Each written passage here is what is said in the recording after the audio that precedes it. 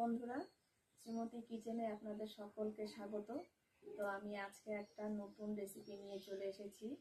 তো এই রেসিপিটা আমি কিভাবে কি দিয়ে বানাচ্ছি তো প্রথম থেকে শেষ অবধি দেখতে থাকুন। এই দেখুন বন্ধুরা, আমি সিমের বীজ নিয়ে চলে এসেছি।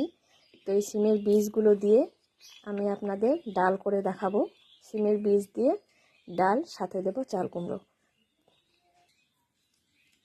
তো সিমের বীজগুলো এর জন্য প্রথমে এইভাবে সুন্দর করে ছুলে নিতে হবে।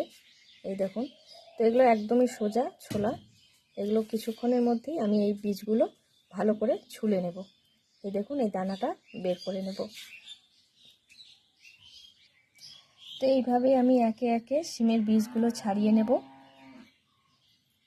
তো এই দেখুন, এইভাবে আমি সব কটা বীজই ছাড়িয়ে নেব। তো এই দেখুন বন্ধুরা, আমি সিমের বীজগুলো ছুলে নিয়ে এসেছি।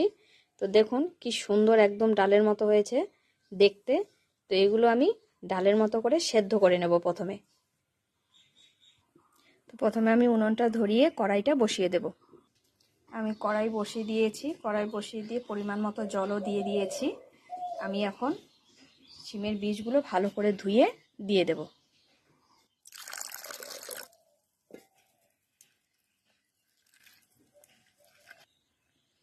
তো দেখুন, জলটা প্রায় গরম হয়ে আসছে। আমি এখন বীজগুলো দিয়ে দেব।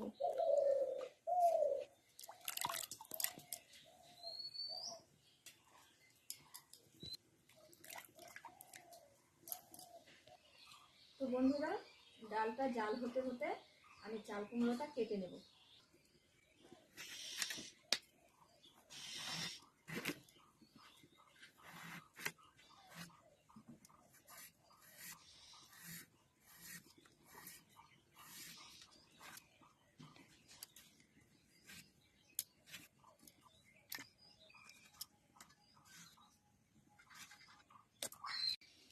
এই দেখুন, আমার কি সুন্দর ডাল ফুটে আসছে। দেখুন, একদম ডালের মতো নরম হয়ে গেছে। তো এখন আমি এখানে দিয়ে দেব যা যা মশলা লাগে সেগুলো দিয়ে দেব। তো আমি ডালের কাটা দিয়ে ডালটা ঘেটে নেব। তো দিয়ে দেবো এখন কাঁচা লঙ্কা কুচি। চাল কুমড়োগুলো কেটে নিয়েছি, এগুলো এখন দিয়ে দেবো ডালে। চাল কুমড়োগুলো এখন দিয়ে দেবো। যেহেতু ডালটা ফুটে আসছে, চাল কুমড়োগুলো এখন দিয়ে দেবো।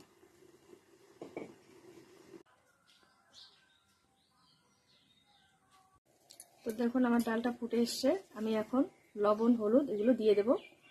দিয়ে দিচ্ছি হলুদ, দিয়ে দিচ্ছি লবণ। এই দেখুন, আমার ডাল হয়ে আসছে। আমি এখন এটা নামিয়ে ফোড়ন দিয়ে দেব।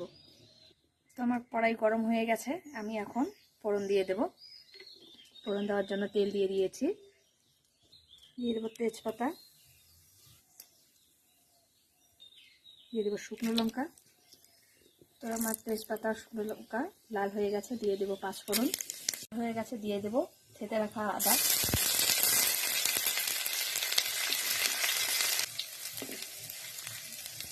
দিয়ে দেবো জিরে গুঁড়া, তো লঙ্কা গুঁড়ো, দিয়ে দেবো ডাল।